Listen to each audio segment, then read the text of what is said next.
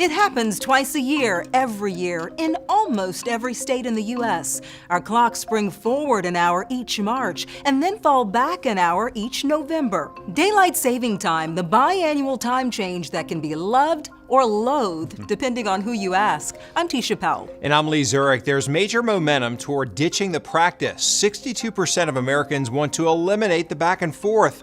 But what they can't agree on is which clock should be kept year-round. Reporter Heather Graff digs into the long-standing debate over daylight saving and asks experts how all of this can impact your health.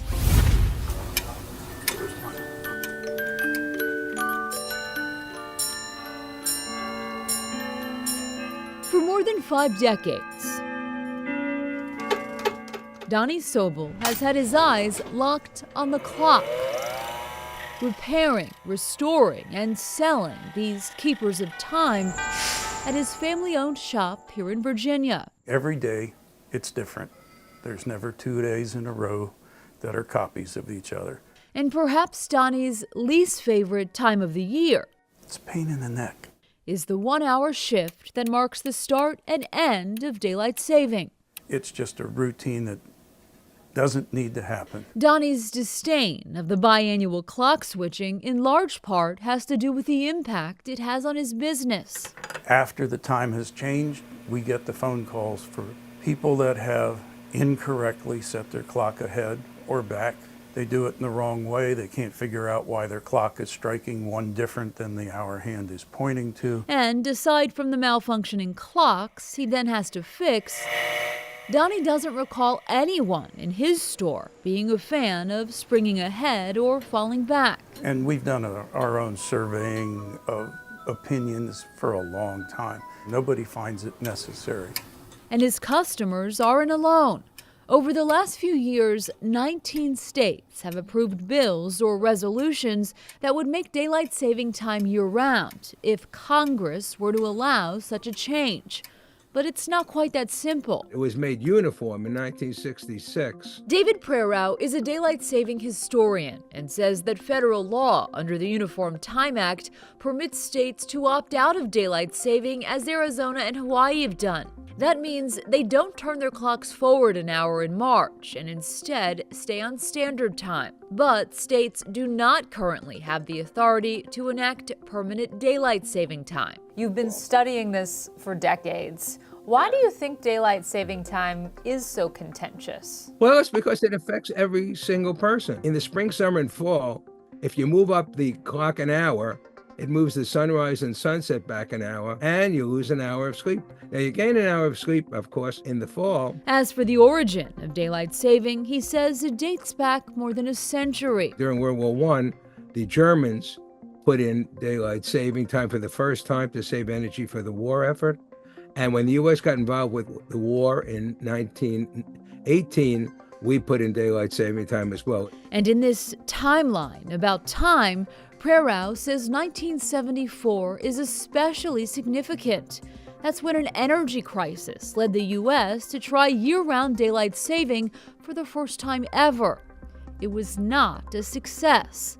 Unpopular because for many Americans, it meant dark mornings in the winter, and the policy was repealed just 10 months later. If the sun is rising at 9 a.m., it means everybody's waking up in the dark, going to work in the dark, and most importantly to a lot of people, sending their kids to school in the dark. That failed experiment is something he tries to remind people of, especially on Capitol Hill, where a bipartisan group of lawmakers have repeatedly pushed for permanent year-round daylight saving time, saying it allows for more outdoor activity after school and work, and pointing to studies that found lower crime rates when there's an extra hour of evening daylight. People taking their evening walks feel more safe. You want to have the ability to spend more time in the evenings outdoors. Their proposed Sunshine Protection Act unanimously passed the Senate in 2022, but never made it to a vote in the House. And here's where the time change debate takes another twist. Permanent daylight savings time is the worst possible option. Dr. Emerson Wickwire is a sleep specialist at the University of Maryland School of Medicine and one of many experts who believe the twice-yearly time change should be eliminated, except they feel permanent standard time is the way to go.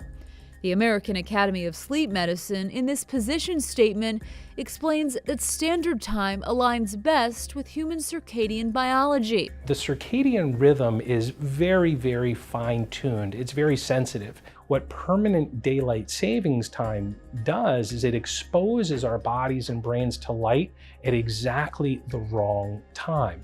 This leads to chronic sleep loss and adverse health events ranging from cardiovascular events, including stroke and heart attack, even to symptoms of depression and suicide attempts. His other big concern, from a health perspective, has to do with those late winter sunrises associated with year-round daylight saving. If you had to rank your biggest argument against permanent daylight saving time, what would that be? It would be this places our children at risk. They will be standing at the school bus in the pitch black. Donnie Sobel will tell you he's more than ready to ditch the switch. Pick one.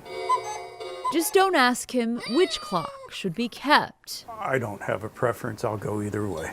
For that answer, he says only time will tell. Reporter Heather Graff joins us now. Heather, what can families do to try to ease the transition into the time change? Tisha, health experts say it can be especially tough on kids because they need more sleep.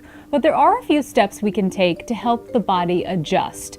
About 2 to 3 days prior to the clock switching, it's recommended you gradually shift your sleep and wake times and go to bed about 15 minutes earlier each night. You want to aim for 7 hours of sleep for adults and 8 hours of sleep for teens. And the day after we spring forward, head outdoors for some early morning sunlight. Experts say that will help regulate your internal clock. A survey done by the American Academy of Sleep Medicine found more than 55% of Americans report feeling tired after the time change.